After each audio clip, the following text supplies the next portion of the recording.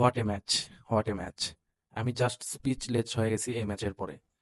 আপনি কল্পনা করুন যে ইউরোপের বর্তমানে বেস্ট টিম, যারা অফসাইড ট্র্যাপের জন্য বিখ্যাত, তাদের ফরওয়ার্ডে রাফিনা, লামিন, তারপর মিডে Pedri, one of the best player right now in the world. এরকম একটা টিম ইন্টার মিলানের কাছে এভাবে যে পরাজিত হবে, এটা আমি কখনো কল্পনাও করিনি। আর আমার দেখা চ্যাম্পিয়ন্স লিগের সেমিফাইনালের মধ্যে এটা বেস্ট।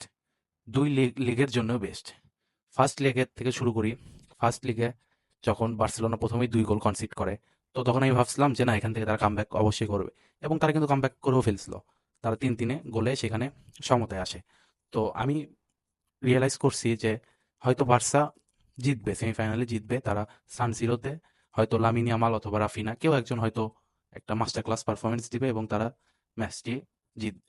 কিন্তু সান সিরোতে আসার পর যা দেখলাম, আমি একদম স্পিচলেস। সান সিটিতে আসার পর আমি দেখি যে প্রথমেই তারা ২ গোল হজম করে ফেলে।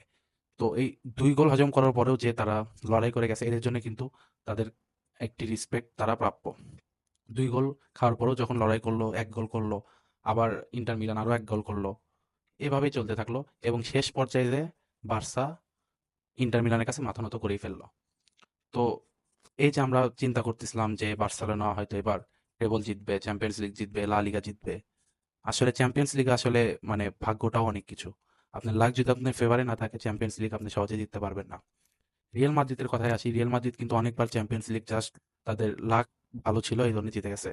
কিন্তু বার্সেলোনার হয়তো এই চ্যাম্পিয়ন্স লিগে লাক খুব একটা ভালো চলতেছে না। কারণ দেখেন, ইন্টার মিলান কিন্তু কোনো উইং বেস টিম না। আমরা দেখি সেটা জানি যে ইন্টার মিলান কিভাবে খেলে। ইন্টার মিলান কিন্তু ৫টা মিডফিল্ডার, ২ জন ফরওয়ার্ড এবং ৩ জন সেন্টার ব্যাক নিয়ে খেলে। আর বার্সা কিন্তু উইং নিয়ে খেলে। ডান সাইডে লামিন ইয়ামাল খেলে এবং বাম সাইডে রাফিনা খেলে। কিন্তু ইন্টার মিলান যে কাজটি করেছে যে তারা ফুল ডিফেন্সিভ খেললেও তারা কিন্তু কাউন্টার অ্যাটাকে বেস্ট টিম। এবং সেট পিসে তারা, আমরা অনেক সময় বলি যে সেট পিসে বর্তমানে আর্সেনাল বিশ্বের সেরা টিম, তারা কর্নার থেকে অনেক গোল করে।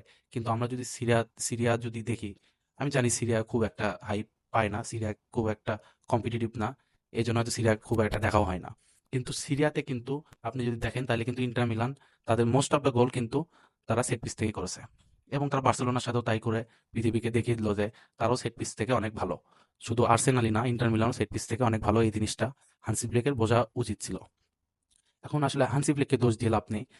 বার্সার রাইট ব্যাক জুলস কুন্ডে, তারপর লেফট ব্যাক এরা ছিল না। আর আর যে রাইট ব্যাক লেফট ব্যাক এই ম্যাচে স্টার্ট করছিল, তারা কিন্তু গোল অ্যাসিস্ট দুটাই করছে, কিন্তু তারা ডিফেন্সিভলি অতটাও বেটার ছিল না। বিশেষ করে রাইট ব্যাকে যদি কুন্ডে থাকতো তাহলে মনে হয় না বার্সা এত ভুগতে হতো গোল কনসিড করায়। তো আসলে কোচকে দোষ দিয়ে লাভ নেই, এখানে ভাগ্যরও একটা বিষয় আছে। তবে এই যে আমরা এই দুটি ম্যাচ দেখলাম বার্সেলোনা ভার্সেস ইন্টার মিলানের, এটা one of the best memory আমার লাইফের হয়ে থাকবে।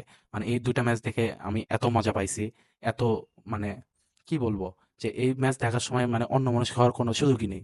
১০ মিনিট পর পরে একটা গোল হচ্ছে, আবার কামব্যাক হচ্ছে, আবার গোল হচ্ছে, এরকম চলতিছে।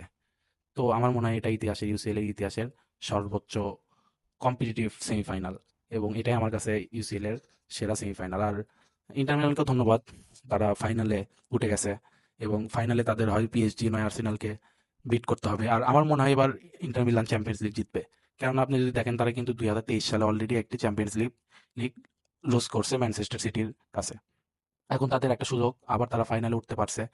আর ইন্টার মিলানের যে প্লেয়ারগুলো আছে, Calhanoglu, Nico Barella, Dimarco, Lautaro Martinez, Bastoni, Marcus Thuram, আমার মনে হয় এরা একটি চ্যাম্পিয়ন্স লিগ ডিজার্ভ করে। কেননা তারা তাদের এখন প্রাইম এজে আছে আর তারা মোটামুটি ইউরোপীয় কম্পিটিশনে তারা ভালোই করছে সব সময়।